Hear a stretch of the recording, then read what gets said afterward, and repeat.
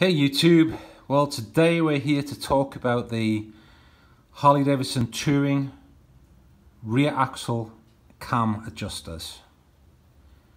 What a nightmare. What a nightmare I have had with these things, and I've been on the forums and I think a lot of other people have had a nightmare as well. I mean, why didn't Harley Davidson just put the regular wheel adjusters that every other single model has? I believe quite possibly the VRSC has this same system, but in general it's a touring model. So I was on the forums last night and there are just so many comments about people having the same problem that I've actually experienced. So the problem is that when you take off the back wheel and you want to put it back together and obviously adjust your belt tension, you have to obviously rotate the left hand axle, which has the cam adjuster welded onto it or integral, and that cam adjuster rests against that stop there and then puts the required tension on the belt.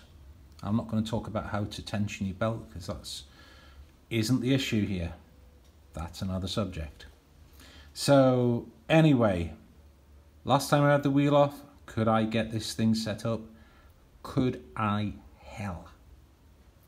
I have bought a range of tools, so I'll just show you what I've got down here. So I bought this really nice ring spanner, which I discovered it's hard to actually get it on there because the rear axle nut is so close to the bottom of the suspension there, so that didn't work very well. And then I bought another long ring spanner which does fit, but every time I tightened the rear axle nut on the right hand side to torque that down, I had a problem. So we're going to go over there in a second, but just to talk about what I've done on this side of the bike is I've bought this spanner which is called the third hand spanner. No, that doesn't necessarily mean it's second hand or third hand. What it implies is it's a third hand. So you can have two hands doing whatever the hell you want over there, and you have a third hand, which you don't really have. That's a spanner. So as we can see, the third hand spanner sits on the nut. It's a ring spanner configuration, and this little adjuster here, which you can move by applying pressure with your fingers or a spanner, sets the belt tension to the required tension as per the manufacturer's specifications. So let's go to the other side and discuss the problems with the flawed Harley Davidson cam adjusters. Bang, bang, bang. So here's the problems. So problem being is that once you get the left hand side set up and you come over to the right hand side to torque your nut down to 95 to 105 foot-pounds as per the manufacturer's specifications, which I was informed by this dealership this morning, as soon as you get past 81 pounds or thereabouts, the cam tensioner rotates down. And you can go on the forums and everybody says the same thing about this goddamn Harley Davidson flawed system. As soon as you start tensioning that nut, that cam tensioner moves down. That means the cam tensioner is not butted up against the stop, which in all reality it might be alright, but I'm a bit pernickety, and for me that's not alright because it should be butted up against the stop, and the reason for that is to stop the goddamn wheel going out of true. So I was on the forums last night, and incidentally, if nobody realizes, some people have said on the forums you can do this with the bike on the ground.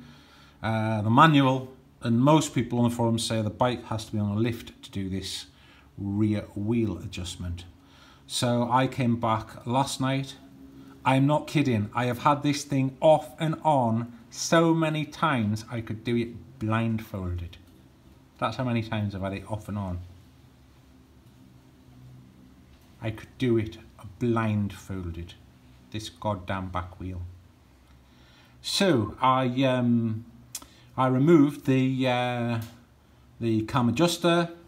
I thought, well, is it a bit slippy? I've cleaned the whole goddamn adjuster and swinging arm with a brake clean.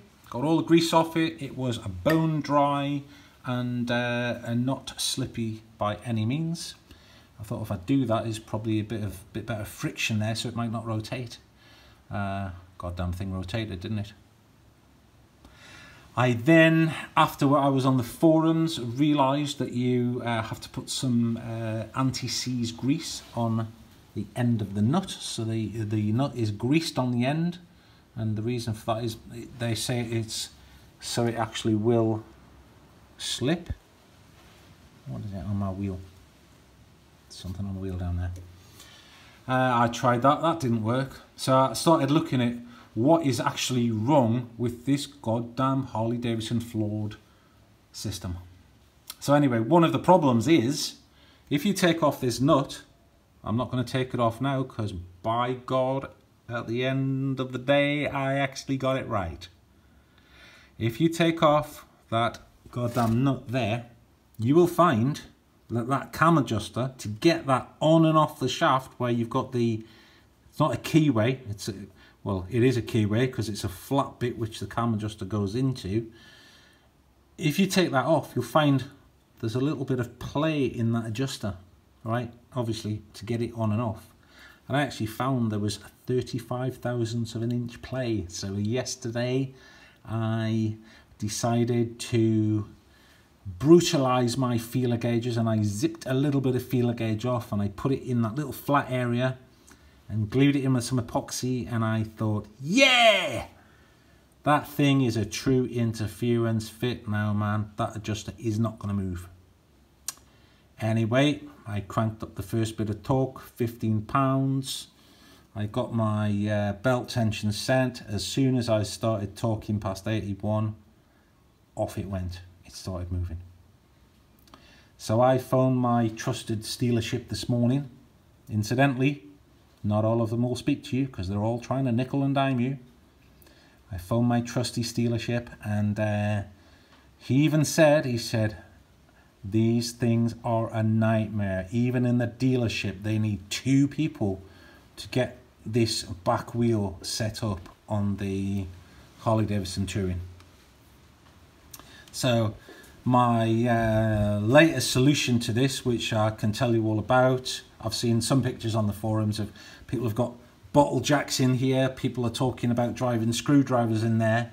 My latest solution, which I did try before and wasn't successful, maybe because it was greased up behind the cam plate, I don't know. But this morning I decided I would just put these vice grips on here. Now, I will be honest with you guys, I did have to get those vice grips as tight as I could possibly get them to stop them slipping off, because I tried this before, and with 105 pounds it still rotated the cam plate and actually slipped the vice grips off the swinging arm. I'll just take them off now. This morning it worked because I had them super tight. So the only bit of damage there is, as you'll probably see, there's a little tiny mark on the paint which I'll just have to touch up with a little pencil, but the cam plate is now in line with the stop. The rear axle nut is set to 105 pounds. I mean, I have noticed there's a slight difference between the location of this cam plate and the other side, which, you know, I'm happy to live with that rather than living with the fact that the cam plate isn't up against the stop. So the dealership this morning even actually said that sometimes to get this set up you have to rotate the left side anti-clockwise and kind of move that as well to get the two cam adjusters in the right position, which I was a little bit reluctant to do that because that's then altering the belt tension, which I'd already set on the other side. So I'm happy with what I've done, but Harley Davidson, man, you're selling a premium product, right? Why do we have to put up with bullshit systems like this? I mean, what would it have taken to put a conventional nut and bolt adjuster system on the 2009 upward touring models, right? Instead of making this bullshit cam adjustment system, because clearly everybody's got a problem with it. So why have you continued it from 2009 right the way up to 2015 and you're still using the same system? This is supposed to be a premium product motorcycle, right? Consumers, right, shouldn't have all of this shit to deal with, having to buy special tools just to take the back wheel off and on the motorcycle. So hope the consumers get some decent information from this little review of how to deal with the problem. And if you like country music, visit Jericho Summer Night Train, available on Amazon, iTunes. Some great tracks on there. I just thought I would plug my own music while I'm doing this video. And thanks for watching.